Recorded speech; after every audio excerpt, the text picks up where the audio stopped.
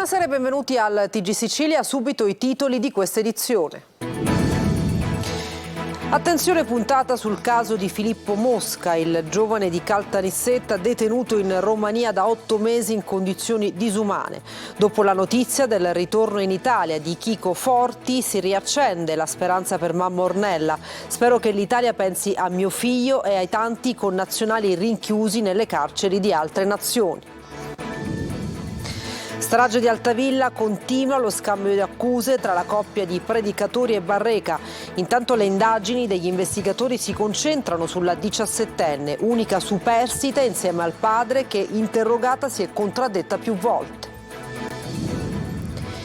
I trattori invadono il centro di Ragusa, chiedono sostegni all'agricoltura ormai in ginocchio e spuntano nuovamente i forconi.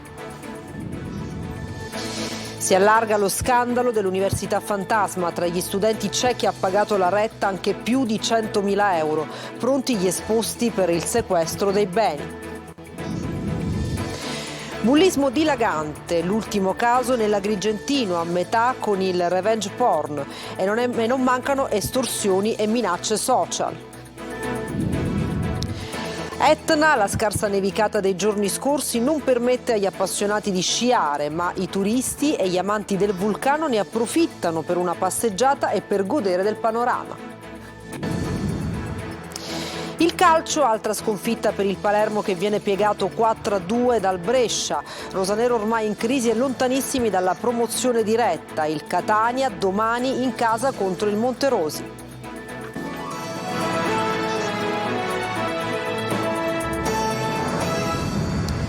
Dopo il caso di Chico Forti si riaccende la speranza per Filippo Mosca, un giovane di Caltanissetta detenuto in Romania da 8 mesi in condizioni disumane. La madre Ornella: spero che l'Italia pensi ai tanti connazionali rinchiusi nelle carceri di altre nazioni. Emanuela Corsi. Quando ieri ho appreso la notizia della risoluzione del caso di Chico Forti con il suo rientro in Italia, mi si è aperto il cuore e ho avvertito un senso di felicità. A parlare Ornella Matraxia, madre di Filippo Mosca, il giovane 29enne di Caltanissetta che dal 3 maggio 2023 è detenuto nel carcere di Porta Alba a Costanza, in Romania, dopo la condanna in primo grado a 8 anni e 6 mesi per traffico internazionale di sostanze stupefacenti.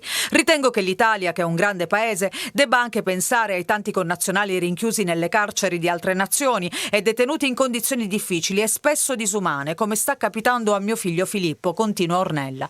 La donna, che vive a Londra, da mesi si batte per l'estradizione del figlio, denunciando il trattamento disumano che Filippo ha subito in carcere. Ci è stato impedito di fargli avere persino una coperta, dichiara. Filippo si era recato in Romania con la fidanzata e gli amici a maggio 2023 per assistere al Sunwave Festival. Il giorno prima di rientrare in Italia è stato arrestato perché la fidanzata di uno del gruppo avrebbe fatto recapitare nell'albergo del Nisseno un pacco contenente 150 grammi di marijuana, chetamina ed ecstasy. Da 9 mesi, dice la donna, viviamo nell'angoscia quotidiana, ma abbiamo fiducia nel governo e nella diplomazia italiani, molto meno nella giustizia romena, che si è dimostrata superficiale e approssimativa. Purtroppo tanti italiani detenuti all'estero sono dimenticati. Noi continueremo a tenere accesi i riflettori sul caso di mio figlio, accusato di un reato che non ha mai commesso. Nei giorni scorsi i giudici romeni hanno respinto la richiesta di arresti domiciliari. Il prossimo 7 marzo è previsto l'inizio del processo d'appello. La strage di Altavilla, nel mirino degli investigatori, c'è ora la 17enne, unica superstite insieme al padre. Interrogata si è contraddetta, potrebbe aver avuto un ruolo determinante nel sanguinoso esorcismo costato la vita alla madre e ai 2 fratelli. Maglio Viola. L'unica certezza è il tragico esorcismo. C'è ancora tanto da scoprire nelle indagini sulla strage di Altavilla, nella quale sono stati uccisi Antonella Salamone e i suoi figli Kevin ed Emanuel, di 16 e 5 anni. Mentre il padre Giovanni Barreca, che continua a sostenere di aver agito per liberarli dal demonio, ora accusa la coppia di amici predicatori, Sabrina Fina e Massimo Carandente, che a loro volta vogliono adesso essere ascoltati per tornare ad accusare invece Barreca come unico responsabile.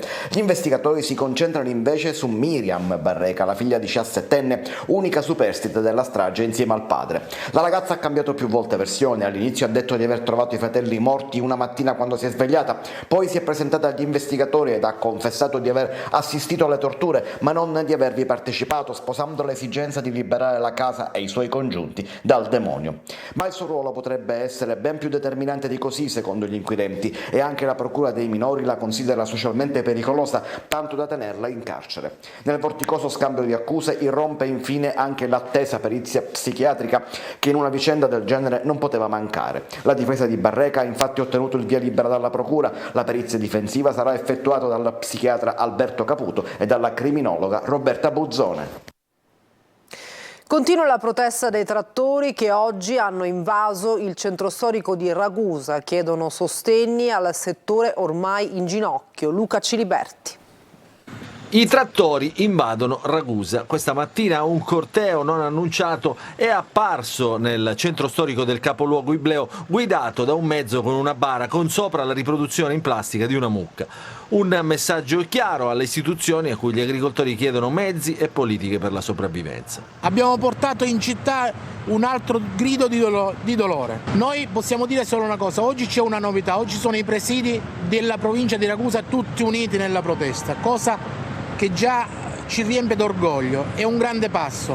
Vi invitiamo tutti lunedì 11 qui in Camera di Commercio a Ragusa, dove inviteremo la deputazione e li chiameremo a rispondere. La siccità, il caro gasolio e i rincari continuano a mettere in ginocchio un settore in cui gli imprenditori della zootecnia e dell'agricoltura adesso fanno appello anche alla società civile nel sostegno delle loro ragioni. Questa manifestazione oggi ci ha dato grande fiducia e grande forza ci sta dando per andare avanti.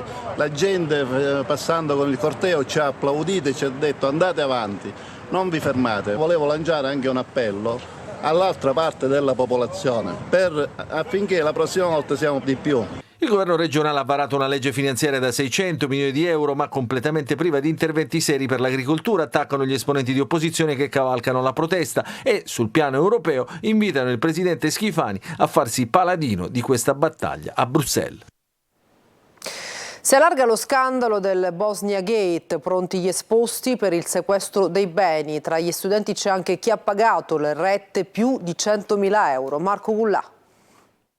Tutelare i ragazzi truffati è quanto dichiara uno dei legali del Bosnia Gate, lo scandalo sull'università fantasma fatto emergere dal quotidiano Repubblica. Il legale afferma: dimostriamoci compatti, incrociamo notizie e documentazioni da presentare alla procura di Palermo, che ha già avviato un'indagine su questa università fantasma. Uno scandalo che si allarga giorno dopo giorno. Intanto la procura continua a indagare. Molti studenti hanno versato all'università fittizia oltre 30.000 euro prima di accorgersi che qualcosa non andava. Un ciclo completo per 5 anni di università costava anche 130.000 euro. Ecco perché i legali chiedono alla procura di Palermo il sequestro cautelativo dei beni degli eventuali responsabili del raggiro, soldi pagati a rate su conti correnti esteri. Intanto sono pronti gli esposti denuncia in procura e non querele, perché ancora non è chiaro chi abbia la responsabilità legale dell'università. Nell'anno 2022-2023 gli iscritti a questa università erano 250 e le rette andavano dai 6.500 ai 20.000 euro l'anno, e i circa 100 studenti che si sono laureati in fisioterapia, infermieristica e osteopatia non hanno poi potuto iscriversi agli ordini professionali. Insomma, beffati e truffati. Bullismo dilagante in Sicilia, l'ultimo caso nell'Agrigentino a metà con il revenge porno, e non mancano le estorsioni e le minacce social. Maglio Viola. Da una parte i compagni che riprendono con i cellulari un ragazzino che si masturba e il video diventa virale a scuola e non soltanto, dall'altro un adulto che con le minacce costringe un minorenne a pagargli il pieno di benzina, ma anche tanto altro che non balza agli onori delle cronache quotidiane. Gli ultimi episodi si sono registrati fra Agrigento e Caltanissetta, ma è ormai un allarme quasi quotidiano, quello del bullismo che ha travalicato i confini della ragazzata, incrociando altri reati come revenge porn, estorsione, minacce, atti persecutori. Un allarme che si propone propaga da internet alla vita reale, intrecciando fra loro fatti ed eventi trattati come scherzi, ma scherzi non sono e rischiano di segnare le vite delle vittime. Dei 5 ragazzini denunciati per aver ripreso il compagno e diffuso il video pone ancora una volta un tema scottante. Il vero problema è che i ragazzi non si rendono conto della gravità delle loro azioni. Secondo Don Ugo Di Marzo, parroco di Maria Santissima della Grazia di Palermo Roccella e San Marco Evangelista dello Sperone, è docente della scuola di Vittorio dove è referente legalità, bullismo e cyberbullismo. Il bullismo molte volte nasce da goliardia e non si comprende il peso che quella goliardia può avere nella vita di un'altra persona. E allora dobbiamo educare i ragazzi all'uso consapevole del cellulare, all'uso consapevole degli strumenti che hanno, ma anche e soprattutto al rispetto della persona e alla vedere gli uni degli altri. Nello specifico della vicenda agrigentina, insegnanti e genitori hanno intercettato il video e denunciato e 5 ragazzi adesso sono indagati, ma il vero tema è di natura sociale e non c'è ancora un protocollo efficace da attuare contro episodi che cambiano pelle e modalità ogni giorno che passa. Aggredita dal branco di 5 coetanee all'uscita di scuola. È successo a Enna a una ragazzina che frequenta il primo anno di una scuola superiore. Trasportata al pronto soccorso dell'ospedale Umberto, per la studentessa 5 giorni di prognosi per trauma cranico e diverse contusioni. E a Bagheria madre e figlia sono state aggredite dal pitbull di una vicina di casa, hanno riportato ferite e sono ricoverate al Policlinico di Palermo. È probabile che la figlia possa essere sottoposta ad alcuni interventi al volto. Grazie al cielo, assicurano i medici, non perderà il bimbo che ha in grembo. Adesso cambiamo argomento, andiamo a Catania. A molti sembrava un affare, ma lo era solo per chi vendeva. Alla Fiera Oluni, orologi di marca a prezzi stracciati, abbigliamento di lusso, tutto falso. Retata e maxi sequestro della finanza. Ci racconta tutto Francesco Triolo. Orologi di pregio, marchi di lusso importanti, Rolex, Patek Philippe, Cartier, EVC. Prezzi d'affare da 50 euro per i modelli più semplici e 200 per quelli automatici, condizioni di perfetto funzionamento con un contributo aggiuntivo, anche i sigilli garanzia. Non è uno spot, ma il mercato del falso all'ombra della Fiera Oluni, la famosa fiera nel centro di Catania. I militari e la Guardia di Finanza hanno sequestrato oltre 1000 pezzi, alcuni di pregevole fattura, che venivano esposti sulle bancarelle, pronti per essere smerciati e poi magari rivenduti, perché l'acquisto degli orologi contraffatti avrebbe potuto aprire un canale di rivendita privata in cui i possessori dei prodotti acquistati al mercato potevano falsamente vantare il possesso di garanzie circa la legittima provenienza dei beni, alimentando il mercato secondario sempre più crescente sulle note piattaforme di commercio online. Un'operazione nata dopo un monitoraggio di diversi giorni, attraverso il quale è stato possibile anche individuare l'area di stoccaggio della merce nei pressi del mercato di Piazza Carlo Alberto. A gestirlo un italiano, adesso denunciato per contraffazione e ricettazione. Nello stesso locale sono stati trovati anche diversi capi d'abbigliamento, tute Armani, giubbotti Moncler, cappelli di Squared e Louis Vuitton, maglioni Ralph Lauren e 200 paia di scarpe di Nike per un valore complessivo di circa 100.000 euro, tutte naturalmente false. A Catania corteo partecipato per dire no all'autonomia differenziata tra i manifestanti, sindacati, studenti e associazioni preoccupate per la riforma che, a loro dire, dividerebbe il paese. Luca Ciliberti. Basta manganellate sulla nostra Costituzione. Lo striscione ha aperto il corteo della rete del no all'autonomia differenziata che a Catania ha sfilato lungo la via Etnea prima di fermarsi in prefettura. I manifestanti fanno parte di associazioni, sindacati e reti studentesche e antifasciste preoccupate che l'autonomia differenziata possa nuocere non solo al welfare del meridione, soprattutto alla sanità e alla scuola, ma anche alle economie di molte regioni, la Sicilia in testa. L'obiettivo immediato è farsi sentire in veste di cittadini contrari alla visione del governo, informare sui rischi imminenti e prepararsi a un eventuale referendum. Il corteo di oggi contro l'autonomia differenziata è per dire no a un decreto di legge che penalizza il meridione e penalizza soprattutto la nostra regione ma la nostra provincia. È chiaro che qualora il disegno di legge diventasse legge toccherà la carne viva di ognuno di noi su temi fondamentali quali la sanità, l'istruzione, la scuola e anche la contrattazione collettiva nazionale del lavoro, che ovviamente sarà riportata indietro anni luce ritornando alle gabbie salariali. Noi non vogliamo un'autonomia senza principi, che aumenta le differenze, i divari nei diritti. Vogliamo invece più equità per tutte e tutti in tutto il Paese. Il disegno di legge, secondo gli organizzatori, smantella anche i contratti nazionali, prefigura il ritorno alle gabbie salariali, appoggia il sistema delle privatizzazioni e punta a tagliare i trasferimenti delle risorse finanziarie per il Mezzogiorno, come se non bastassero i tagli di questi ultimi 15 anni. Nella Valle dei Templi di Agrigento 10 migranti minori non accompagnati sono diventati esperti di potatura e innesto, un passo concreto per la loro inclusione sociale. Davide Sarto. Vengono dal Gambia, dal Mali, dalla Costa d'Avorio, dal Burkina Faso, dal Bangladesh, dal Benin. Hanno tra i 17 e i 19 anni. Il bagaglio pesante di chi ne ha già viste tante e la luce di chi comunque ancora crede di avere una chance di realizzare il proprio sogno imparando un mestiere, inserendosi in una nuova comunità. Sono i primi 10 giovani non accompagnati presenti nel territorio agrigentino che hanno appena concluso il percorso di inclusione sociale, potatura e innesto. Le attività si sono svolte nello splendido scenario della Valle dei Templi, tra gli ulivi secolari da cui si ricava il prezioso olio di Odoros. Queste formazioni di potatura troppo interessanti, questo è molto importantissimo, mi piace.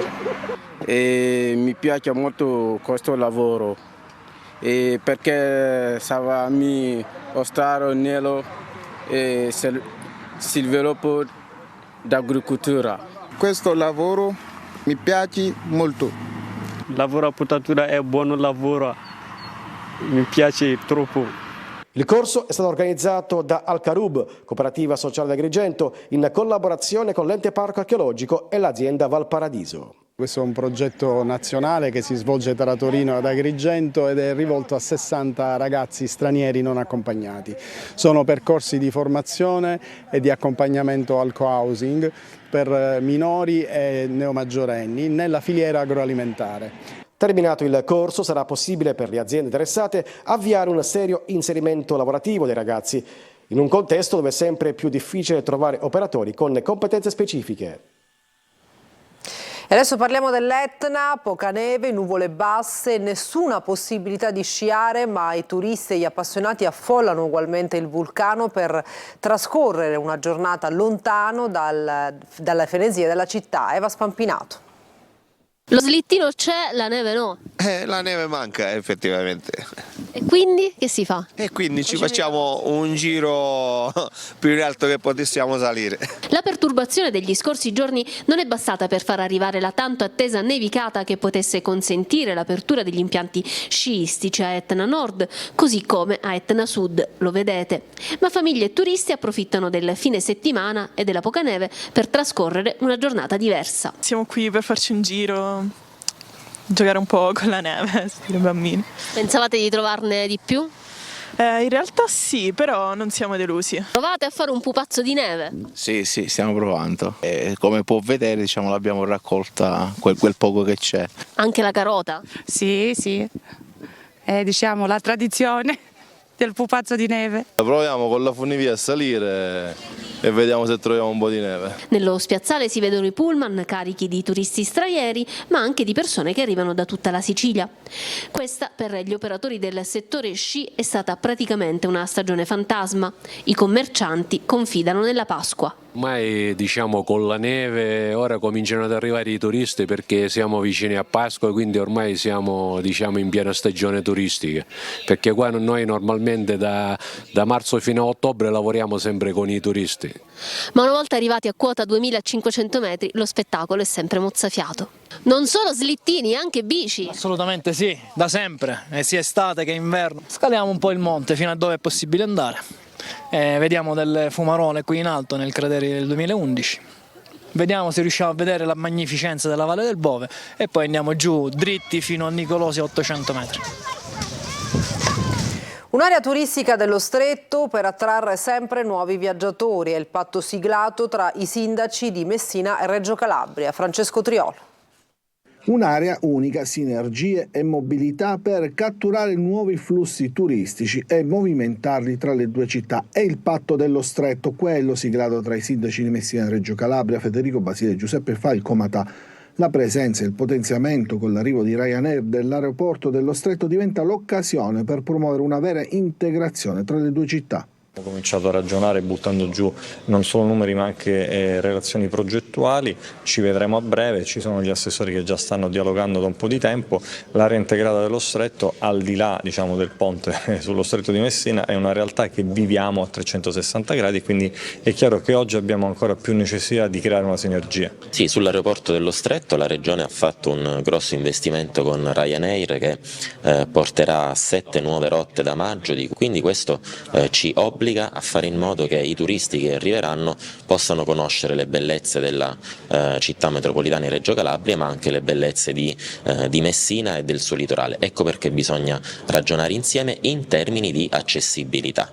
In attesa del ponte sullo Stretto se ne vuole costruire intanto uno turistico e culturale, ma anche di mobilità. Il mezzo importante per promuovere una vera integrazione diventa quella metropolitana del mare, allo studio su entrambe le sponde. L'idea della metropolitana del mare non è un'idea peregrina, è un'idea che accomuna comunque due parti della stessa faccia, perché questo specchio di mare che ci separa oggi è viaggiato da navi agli scafi, è un sistema di collegamento diverso, può e deve servire. Quindi... Lo Stretto polo attrattivo e baricentro del Mediterraneo, insomma, per una nuova e più avanzata dimensione internazionale. E allora si lavorerà su un piano di sviluppo per la creazione dell'area turistica dello Stretto con eventi musicali, culturali, turistici e sportivi.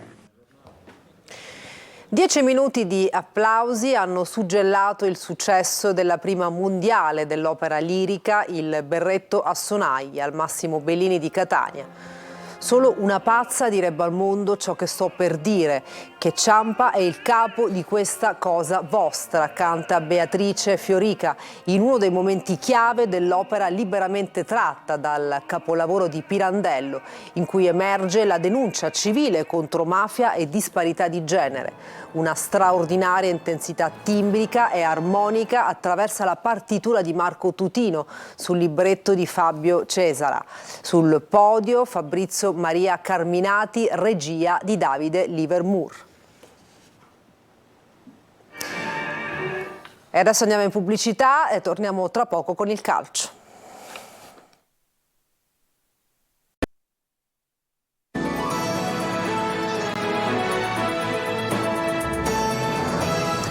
Bentornati al TG Sicilia, siamo al calcio. Il Catania nella settimana della conferenza stampa cerca sul campo un'altra svolta. Dopo il successo sul Rimini in Coppa che ha aperto le porte dei play-off, domani al Massimino arriva il Monterosi. Lucarelli vuole i 3 punti. Marco Carli.